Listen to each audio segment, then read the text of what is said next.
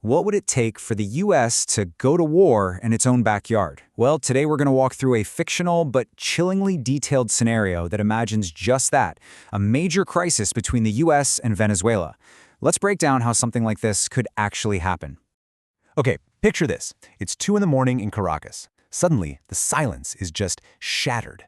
Loud explosions, the sound of jets screaming overhead, and for the people there, this isn't some out-of-the-blue attack. Nope.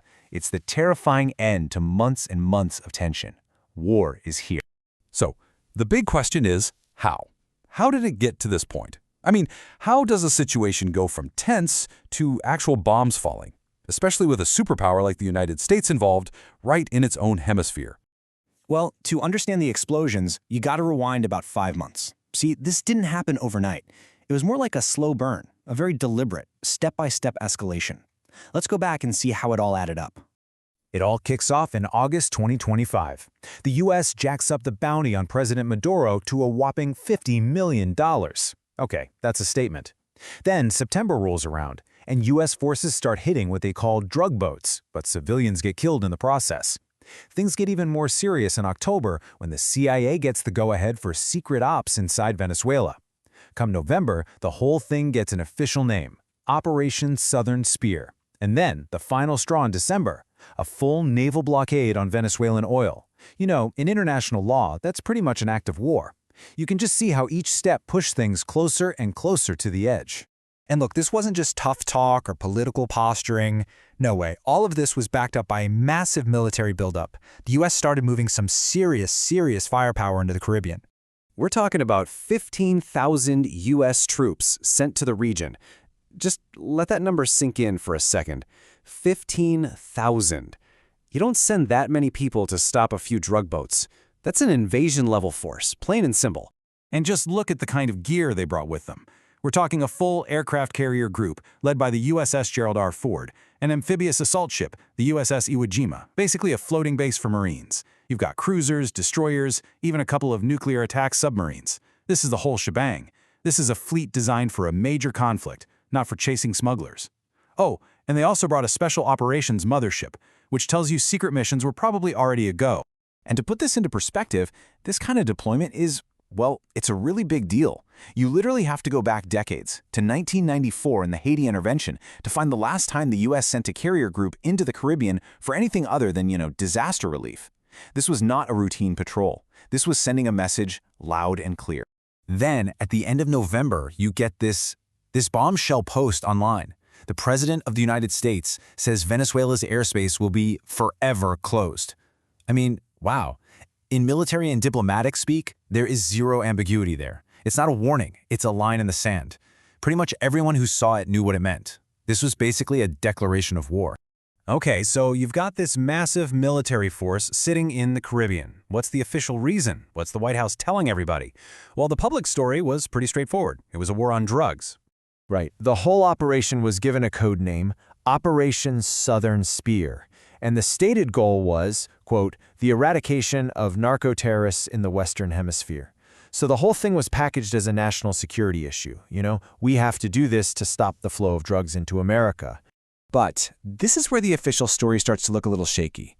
The target was supposed to be cocaine coming from Venezuela's Cartel de los Soles. The problem is, the biggest drug epidemic killing Americans wasn't cocaine from Venezuela. It was, and still is, fentanyl, and that stuff overwhelmingly comes from Mexico. So it raises a pretty obvious question. Why point a massive, expensive naval fleet at Venezuela when the main problem is somewhere else? And that huge disconnect, right? That's what makes you start looking for the real reasons. The source we're looking at here suggests that this war on drugs might have just been a convenient excuse. It lays out 4 other possible motives for what was really driving all this. And these theories are all over the map.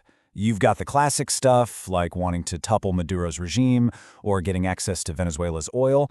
But then there's some more internal stuff, like a power struggle with the Pentagon, and maybe the most cynical one, creating a foreign crisis to distract from a huge scandal back home.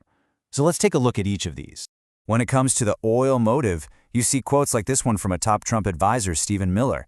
He's talking about how American know-how built Venezuela's oil industry and how its seizure was a theft of American wealth.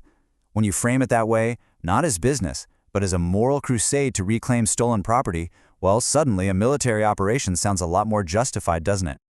But on the other hand, the numbers get a little tricky. Sure, Venezuela is sitting on the biggest oil reserves on the planet, but two big counterpoints. One, the U.S. is already exporting more oil than it imports thanks to the shale boom, and two, Venezuelan oil is this thick, heavy, low-quality stuff that's super expensive to refine. So you have to ask, was the oil really worth fighting a war over? Then there's theory number 3, which is all about politics at home. The idea here is that the president wanted to assert his dominance over the Pentagon, which the administration had apparently started calling the War Department. And what's a more direct way to show the military who's in charge than to order them into a war? It really solidifies the president's role as the undisputed commander-in-chief.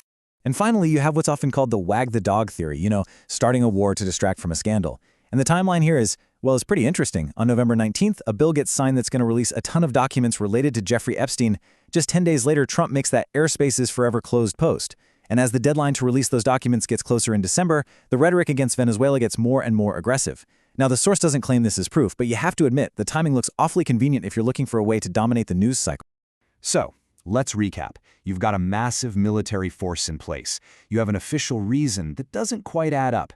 And you've got all these other possible motives swirling around. Oil, power, distraction.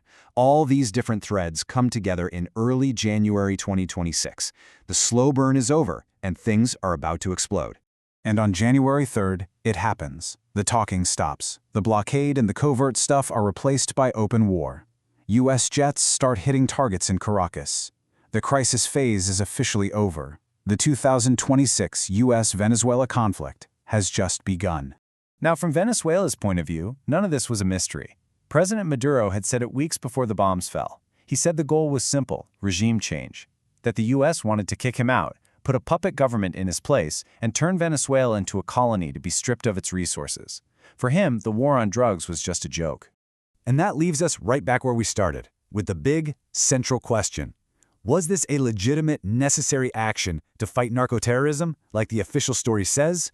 Or was this a crisis that was manufactured from the start?